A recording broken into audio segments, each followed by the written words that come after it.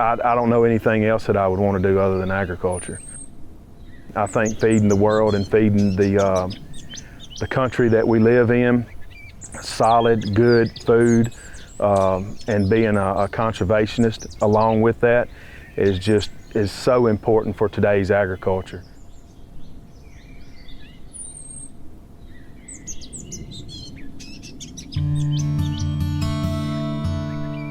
You're an innovator as it relates to row rice. That's Just right. take it all the way back, and where did that idea even come from? Well, it came from me eating a Subway sandwich. There was a Rice Tech salesman had came into a Subway where I was sitting at eating lunch, and we started talking about it, and he said I needed to try this row rice thing that we're doing. He said it's kind of new. This was 4 years ago. So I had 2 fields that I had not planted. This was in May, and I had not planted yet.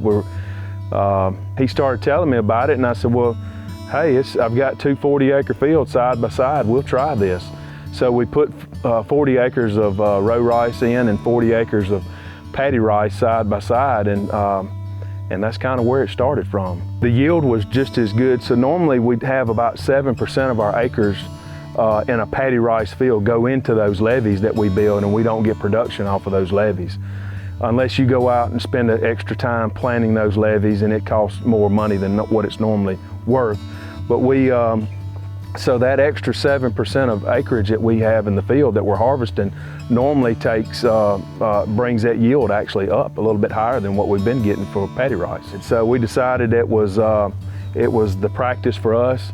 My guys really like the polypipe irrigation, the way we water it, and they really understand the polypipe irrigation, and it really works well for us. So we decided to go 100% row rice. So the first year we had those 2 40-acre fields, and the first field was that we had grown.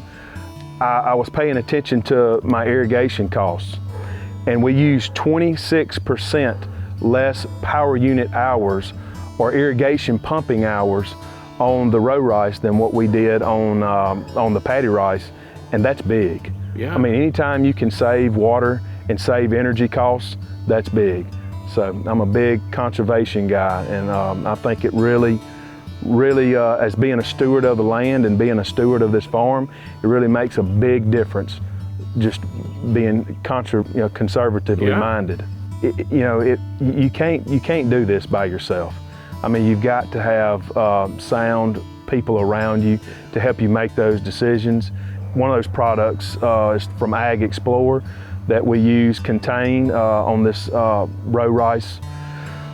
On the row rice itself, we have an ability to lose and denitrificate because of our watering practice. We're putting water on and off. It won't be just water standing like in a flood. So we have to use a product for a urease inhibitor, which would be contain, and so we use a lot of contain, and it's been a good product for us. I don't know anything else that I would want to do other than agriculture.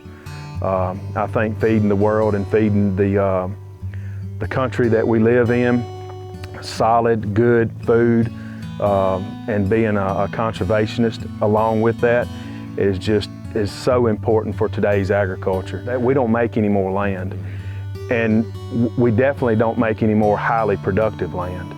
And we've got a growing population that's got to be fed. And this growing population is not only are they wanting to be fed, they're wanting to know where their food comes from.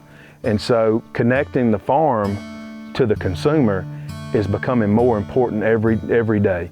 I just think that the corn production is a lot of animal feed is where it goes to, most of it. The soybean production is a lot of protein for animal feed, and I mean, we do have human consumption in it, but the rice, it's almost 100% human consumption. So from starting planting in the field, before we put it on the table, when that consumer sits down in front of that plate of rice or whatever that rice dish may be, I've got to know that I have done my part to make that product as safe as it can, not only for your family, but also for my family also.